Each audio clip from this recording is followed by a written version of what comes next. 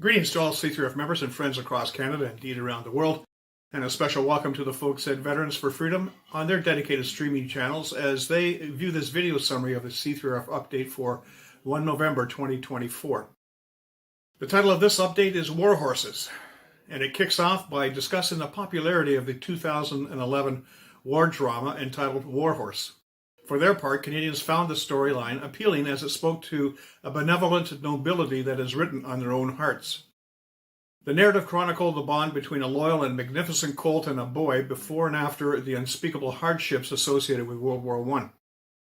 The scale and scope of these hardships throughout the majority of the drama made it seem impossible that the boy and the horse would ever return to a time when life was good and they were free to pursue their friendship in peace and tranquility. Spoiler alert, at the end of the day and the film, they would realize this outcome and in doing so, leave the audience with a sense that righteousness can overcome adversity to conquer evil and that the human spirit's capacity for good was indomitable.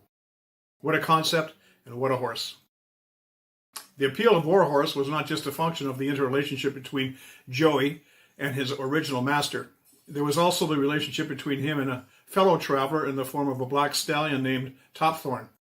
This along with a host of German and French soldiers and farmers. These relationships serve to highlight Joey's unflagging dedication to the task at hand in the face of tremendous odds and obstacles.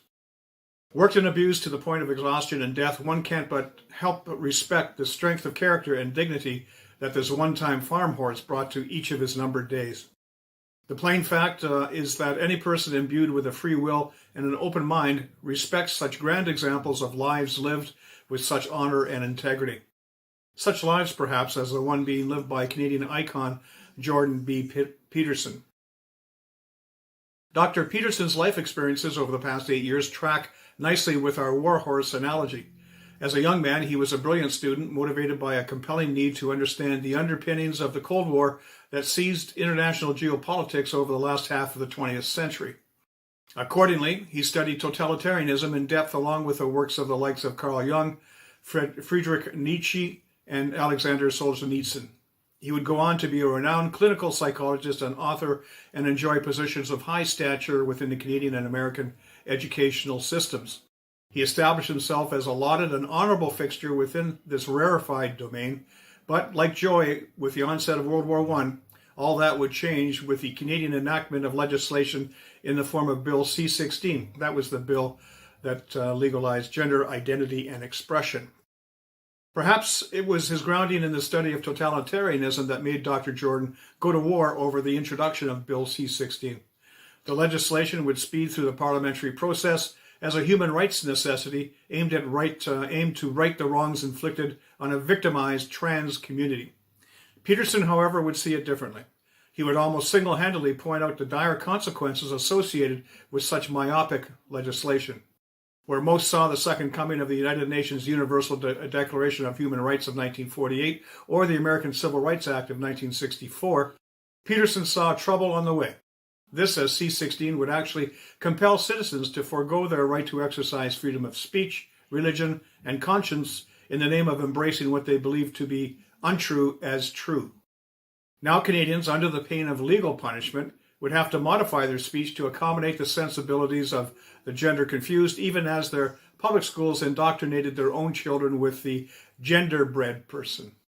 Remember him? Trained and renowned psychologist that he is, it didn't take long before Peterson was put in the stocks in the town square. He made his position known initially with 3 YouTube videos that went viral internationally and kicked off protests and demonstrations in educational institutions, including the University of Toronto or the U of T, where he worked. To say he was demonized would be a gross understatement, as his own employer, the University of Toronto, took him to task over his words and his stated professional opinion that forcing the use of preferred pronouns was, quote, frighteningly similar to the Marxist doctrines that killed at least 100 million people in the 20th century, unquote. Peterson's voice would be washed out by a gender identity and expression bandwagon that would amend the Charter and all Canadian human rights codes before rolling into all national institutions, like the Canadian Armed Forces. If gender ideology can be seen as the Trojan horse that carried compelled speech into the national character, then the Wuhan virus crisis can be seen as coughing up many more that were responsible for crushing even more Canadian civil liberties. Some would claim to save humanity through new public health measures that departed greatly from those that had been developed and proven successful over the past 150 years. Masking and social distancing measures became the interim answer until a new cutting-edge vaccine could be brought to bear. Another warhorse, in the form of vaccinologist Dr. Brian Bridle from the University of Guelph, would stick his head above the parapet to warn that care needed to be taken as these new vaccines were not operating as promised. They were distributing toxic spike protein throughout a recipient's body and potentially putting all organs at risk. As was the case with Peterson, Bridle would basically be on his own as his employer shut him out of his research laboratory and his colleagues berated him. But just like Dr. Peterson, he plodded on nonetheless. A dark horse is a competitor about which little is known and is not expected to win, but nonetheless succeeds.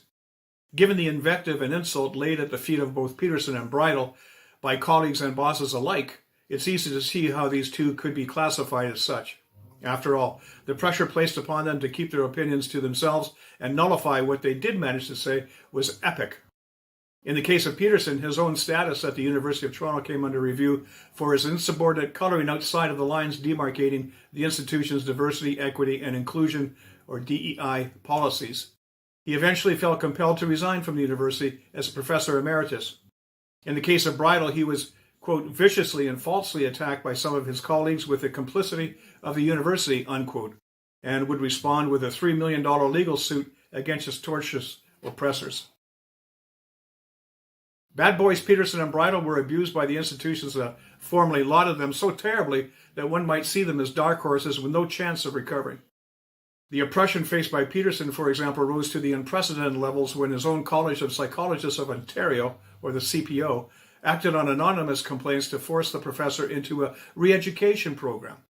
In turn, Peterson's request for due process fell on deaf ears at both the appeals and Supreme Court levels when, amazingly, this dark horse began to lengthen its stride. This reversal would come as the professor turned the tables on his adversaries and agreed to go to the indoctrination classes, even as he promised to tell the world about his new training program.